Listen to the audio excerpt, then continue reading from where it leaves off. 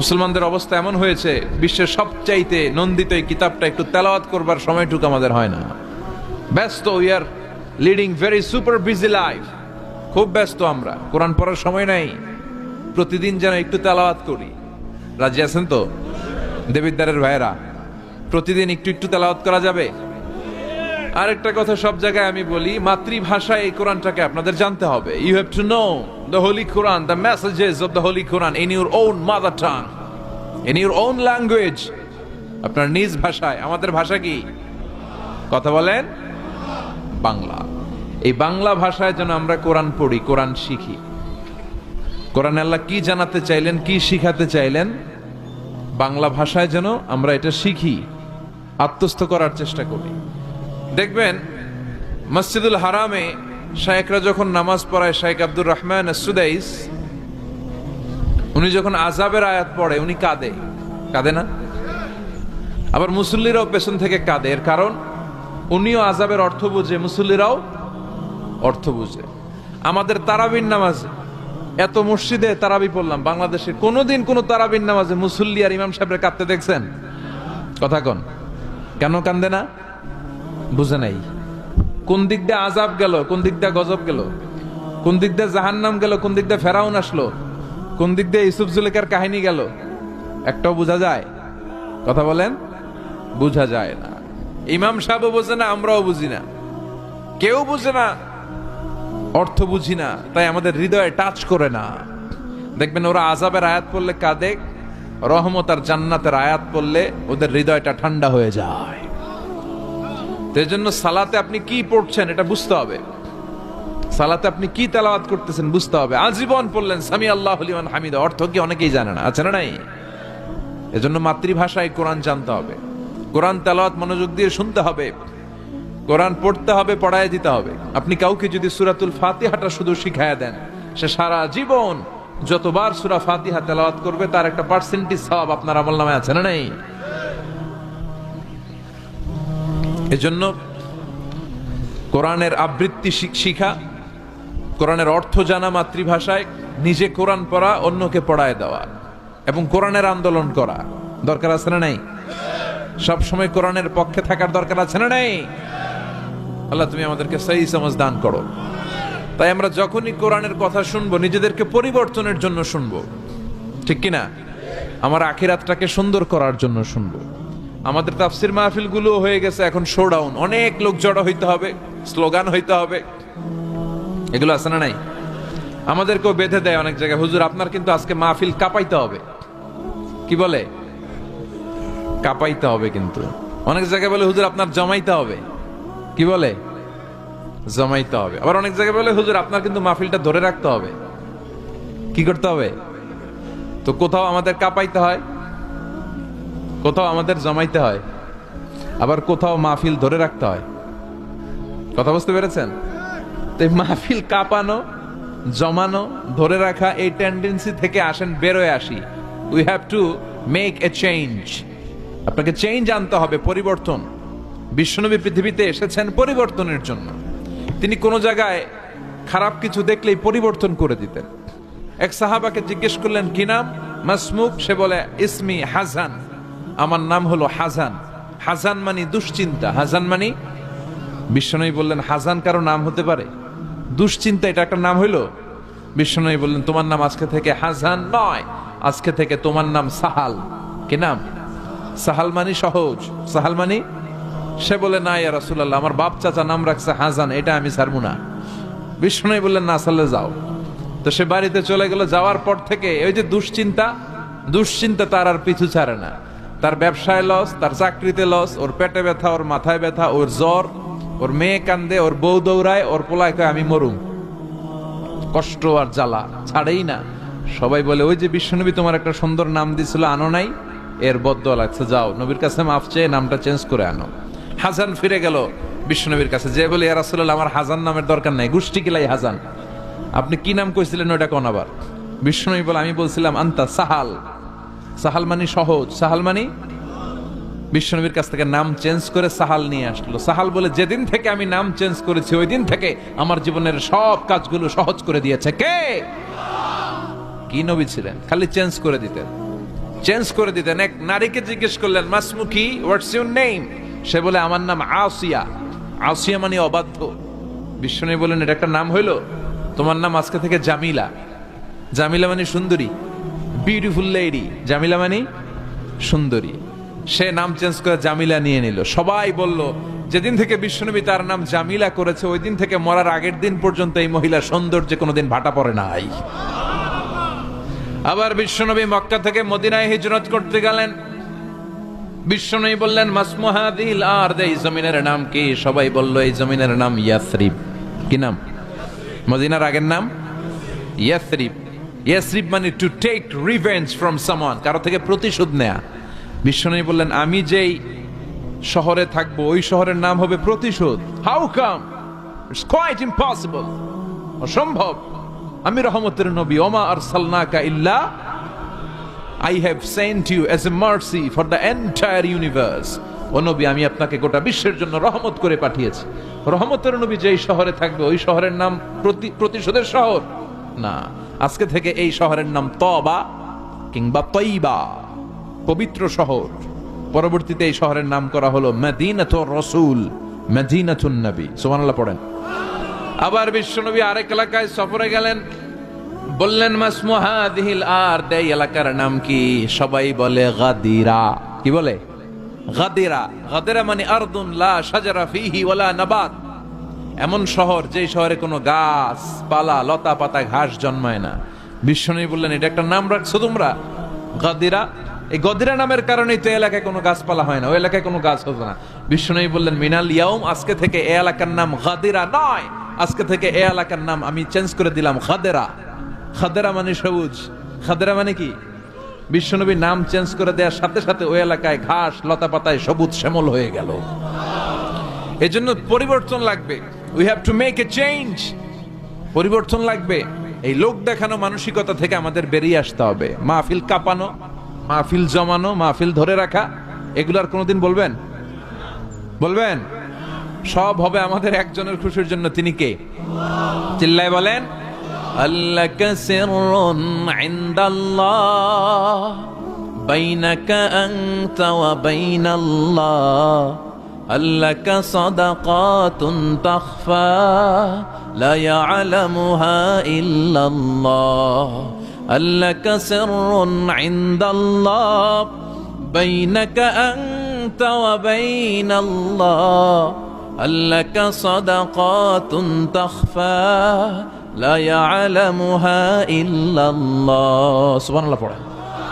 আল্লাকা সিররুন ইনদাল্লাহ বাইনাকা আনতা ওয়া বাইনাল্লাহ, তোমার আর তোমার আল্লাহর মধ্যে এমন কোন গোপন বিষয় আছে নাকি যেটা আল্লাহ ছাড়া কেউ জানে না? তোমার জীবনে এমন কোন গোপন দান আছে নাকি যেটা আল্লাহ ছাড়া কেউ দেখেনি? আমরা এখন দেখায় দেখায় দান করতে চাই, আছে না নাই? অমুক সমাজপতি, শিল্পপতি 2 লক্ষ টাকা বলেন মারহাবা, আছে না নাই? লোক দেখানো দান। এটা মিজানের পাল্লায় উঠালে কোনো ওজন হবে না। আপনি গোপনে 1 টাকা দিবেন, এটারে উহুদ পাহাড়ের সমান ওজন করে আমলনামায় তুলে দিবে কে? এজন্য সবসময় খেয়াল রাখবেন যে একজনকে আমরা দেখাতে চাই, আমরা দেখাবো একজনকে। তিনি কে? মানুষকে দেখানোর জন্য কিছু করা যাবে? আল্লাহুম্মা রযুকনা ইখলাস। আল্লাহ তুমি আমাদের ইখলাস বাড়ায় দাও। আর জোরে পড়েন আমিন। আমরা আজকে সূরাতুল মুলক থেকে কথা শুনবো। মুলক সূরার নাম কি? এই সূরার অনেক ফজিলত আছে। এই সূরা রাত্রিবেলা যারা তেলাওয়াত করবে তাদের কবরের আযাব হবে না। কবরের কথা শুনলে ভয় লাগে না? একদিন মাটির ভেতরে হবে ঘরে মন আমার, কেন বান্ধ দালান ঘর, প্রাণ পাখি উড়ে যাবে পিঞ্জর ছেড়ে, ধরা ধামে সবই রবে তুমি যাবে চলে, বন্ধু বান্ধব যত মাতা পিতা দ্বারা সুত সবই হবে তোমার পরে মন আমার, কেন বান্ধ দালান ঘর। ঠিক কিনা? চলে যেতে হবে, কেউ থাকতে পারবো না। কিন্তু এই জিনিসটা আমাদের স্মরণেই আসে না। এত ব্যস্ততা, এত মায়া জাল, এত মায়ার জালে আমরা আটকে আছি। এত ব্যস্ত লাইফ, সকালবেলা অফিস, বিকেলবেলায় অমুক কাজ, তারপরে অমুক কাজ, একটার পর একটা কাজ চলতেই থাকে। এই ব্যস্ততার কারণে আমাদের জীবনটা সুপার বিজি লাইফ আমরা লিড করছি, আমাদের জন্য সময়ই নাই, কিন্তু চলে যেতে হবে। এজন্য সাইয়েদনা ওমর ফারুক বলতেন, মুতু ক্বাবলা আন তামুতু, মরার আগে একবার মরো। হাসিবু ক্বাবলা আন তুহাসাবু আলাইকুম, তোমার হিসাব নেওয়ার আগে তুমি তোমার একবার হিসাব নাও। আমাদের প্রত্যেকের নিজের একটা হিসাব আছে না নাই? কথা বলেন। নিজে খাতা কলমের মধ্যে একটু লিস্ট করবেন যে আমি জীবনে এই ভালো কাজ করেছি, এই খারাপ কাজ করেছি, আসলে আমার অবস্থানটা কই হওয়া উচিত। নিজে খাটের মধ্যে একবার শটাং হয়ে মরার মতো শুয়ে থাকবেন, ভাববেন যে আমি মরে গেছি। ভাবেন না কি হবে, ছেলেমেয়েরা কান্না করবে, আত্মীয় স্বজন কান্না করবে, মাইকে অ্যানাউন্সমেন্ট হবে, অমুক এলাকার অমুক ভাই আমাদের মাঝে দুনিয়ায় নাই। বিশাল দেবিদ্বারের ময়দানে আপনার জানাজা হবে, খাটিয়াতে করে নিয়ে যাওয়া হবে। শুয়ে শুয়ে ভাববেন, আগে থেকে খুদে রাখা কবরে আপনাকে ফেলে বাঁশ দিয়ে উপরে মাটি চাপা দিয়ে চলে আসবে। অন্ধকার, শুধু অন্ধকার। এই অন্ধকার যেন শেষ হতে চায় না। This is the nature of life. এই তো জীবন। কথা বলেন ঠিক কিনা? এগুলো ভাবার দরকার আছে না নাই? বিশ্বনবী বললেন এই সূরাটা এমন সূরা, মানিআতুন মিন আযাবিল কবর। এই সূরা মুলক যারা তেলাওয়াত করবে তাদের কবরে কোনো আযাব হবে। আজকে থেকে সূরাতুল মুলকের তেলাওয়াত করা যাবে? পারা যাবে? পারা যাবে? আসেন না নিজেদেরকে একটু পরিবর্তন করি, আসেন না নিজেদের আমলের ঝুলিতে আরো কিছু বাড়াই, নিজেদের আমলগুলোকে সুন্দর করি, নিজেদেরকে আর একটু পরিচ্ছন্ন করি। প্রতিদিন রাতে সূরাতুল মুলক তেলাওয়াত করবেন ইনশাআল্লাহ। কইতে পারলেন না? 2 নম্বর ফজিলত, শাফাআত লি সাহিবিহা। এই সূরা যারা তেলাওয়াত করবে, এই সূরা তেলাওয়াতকারীর জন্য আল্লাহর কাছে সুপারিশ করবে। 3 নম্বর ফজিলত, খাসামাত আন সাহিবিহা। এই সূরাটা কিয়ামতের দিন এই সূরার তেলাওয়াতকারীর পক্ষে আল্লাহর সাথে তর্ক করবে, ডিবেট করবে। কতক্ষণ? হাত্তা আদখালাহুল্লাহুল জান্নাহ, যতক্ষণ না আল্লাহ তাআলা এই লোকটাকে জান্নাতি বলে ঘোষণা না দেয়। আল্লাহ যতক্ষণ অ্যানাউন্স করবে he is from paradise, he will enter the paradise, আমার এই বান্দা জান্নাতে ঢুকবে, এই সার্টিফিকেট দেওয়ার আগ পর্যন্ত এই সূরা সামনে দাঁড়ায় আল্লাহর সাথে তর্ক করতেই থাকবে। আবার বিশ্বনবী বলেন, মান ক্বারা বিহা ফি লাইলাতিন ফাকাদ আকসারা ওয়া আতাবা। রাত্রি বেলায় যেই ব্যক্তি এই সূরাটা তেলাওয়াত করবে তার রাত্রিটারে বরকতময় করে দিবে কে? এজন্য বিশ্বনবী বলতেন, আমি চাই আমার প্রতিটা উম্মতের হৃদয়ে এই সূরাটা গাঁথা থাক। আমার নবী চাইতেন আমাদের অন্তরে যেন এই সূরাটা মুখস্থ থাকে। আমরা চাই না? 30টা মাত্র আয়াত। কয় আয়াত? সবাই বলেন কয় আয়াত? প্রতিদিন এক আয়াত মুখস্থ করলে আমাদের পুরো সূরাটা মুখস্থ করতে লাগবে কয়দিন? 30 দিন। 1 মাসের চেষ্টায় সূরাটা মুখস্থ করা যাবে না? দেবিদ্বারের ভাইয়েরা, করা যাবে? আওয়াজ করে পড়েন ইনশাআল্লাহ। এই সূরার মাহাত্ম্য হচ্ছে, এই সূরা আপনার দৃষ্টিভঙ্গিকে চেঞ্জ করবে, আপনার চিন্তার জগতে আন্দোলন তৈরি করবে, আপনার চোখকে খুলে দিবে, আপনার ঘুমন্ত বিবেককে জাগিয়ে দিবে। বিশেষ করে যারা স্রষ্টা নিয়ে সন্দেহে থাকে তাদের জন্য এটার ভিতরে ডোজ আছে, মেডিসিন আছে। ইয়াং ছেলে পেলে অনেকে আমাদের প্রশ্ন করে, হুজুর আল্লাহরে নিয়ে অনেক প্রশ্ন জাগে, স্রষ্টার অস্তিত্ব নিয়ে, আখেরাত নিয়ে, কবরের জীবন নিয়ে আমাদের প্রশ্নের অভাব নাই, কারণ নাস্তিক্যবাদের ছড়াছড়ি আশেপাশে আছে না নাই? ইয়াং যারা আছে তোমাদেরকে একটা বই পড়ার সাজেস্ট আজকে আমি করে যাই। বইটার নাম অনেকে জানে, প্যারাডক্সিক্যাল সাজিদ। কি নাম? লেখক হচ্ছে আরিফ আজাদ। লেখক কে? আরিফ আজাদ। বইটার নাম প্যারাডক্সিক্যাল সাজিদ। গত 21শে বই মেলায় এটা দ্য বেস্ট সেলার হয়েছিল, এজন্য নাস্তিকদের মাথা গরম। কথা বলেন। এই বছর সে আরেকটা বের করছে, প্যারাডক্সিক্যাল সাজিদ 2। এটা গতকাল থেকে বই মেলায় পাওয়া যাচ্ছে, 21শে বই মেলায়। এই প্যারাডক্সিক্যাল সাজিদ 1, প্যারাডক্সিক্যাল সাজিদ 2 প্রতিটা যুবকের সাথে সাথে রাখার দরকার, ঠিক কিনা? It's an eye opener for you. এই সূরাটা আপনাদের জন্য আই ওপেনার, চোখ খুলে দিবে। একটু চিন্তা করলেই বুঝবেন যে নাস্তিকদের যুক্তিগুলো খুবই হালকা। ওরা স্রষ্টাকে মানতে চায় না, আল্লাহরে মানতে চায় না। এর কারণ ওরা বলে আনসিন ইজ নাথিং, যেটারে দেখি না ওইটা মানি না। নাউজুবিল্লাহ পড়বেন না? কিন্তু ওরা ওদের জীবনে অনেক কিছু দেখে না, ওরা মানে না। কথা কন। আচ্ছা, আপনি আপনার জীবনে সরাসরি চোখ দিয়ে আমেরিকা দেখছেন?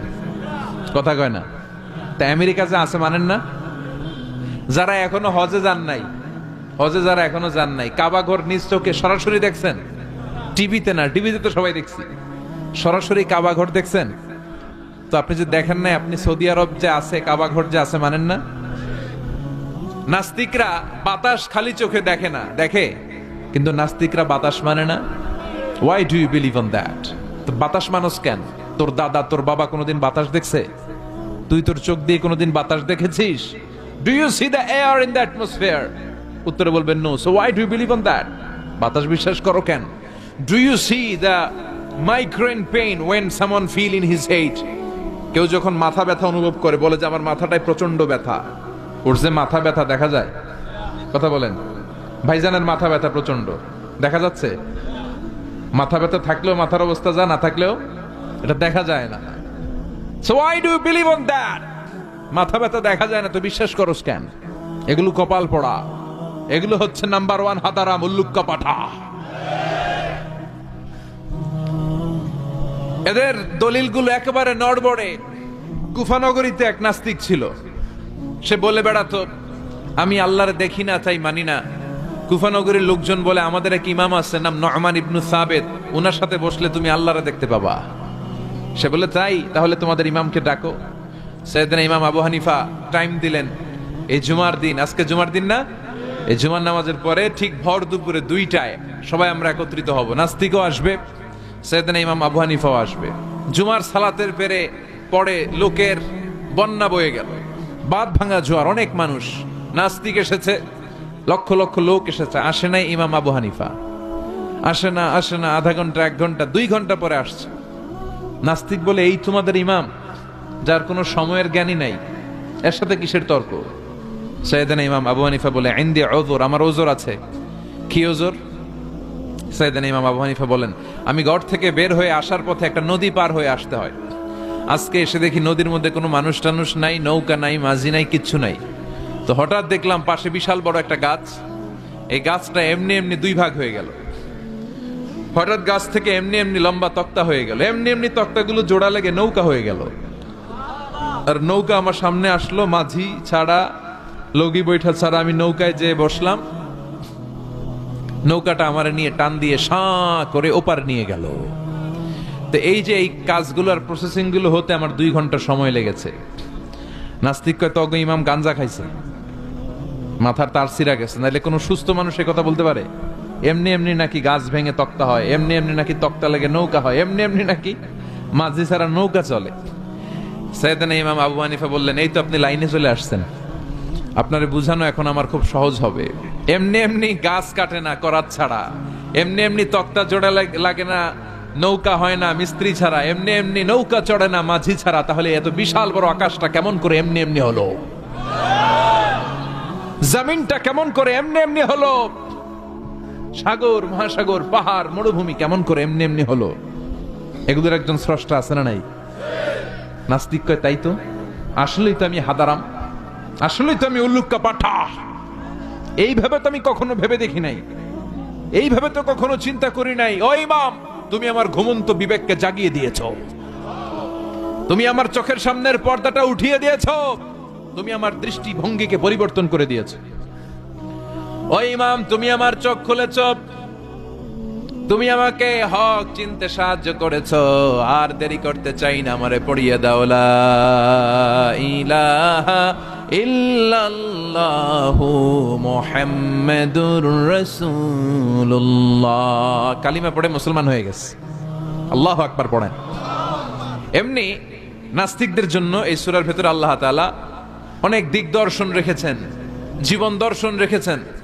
আল্লাহ বুঝাতে চান যে গোলাম, আমারে চেনার জন্য, আমারে দেখার জন্য তোর ডক্টরেট ডিগ্রি লাগবে না, তোর ব্যাচেলর ডিগ্রি, মাস্টার্স ডিগ্রি লাগবে না। তুই আমার সৃষ্টির দিকে একটু নজর করে তাকা, একটু ঠান্ডা মাথায় চিন্তা করে দেখ, একটু সাগরের দিকে তাকা, একটু নদীর দিকে তাকা, একটু পাহাড়ের দিকে তাকা। তাকালেই তুই বুঝবি সামওয়ান ইজ কন্ট্রোলিং এভরিথিং।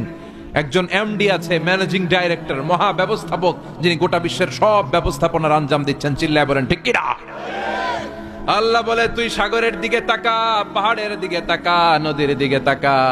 সাগরের দিকে তাকালে আমি আল্লাহরে খুঁজে পাবি। ঝর্ণার দিকে তাকা, ঝর্ণার মধ্যে আল্লাহর নিদর্শন আছে না নাই?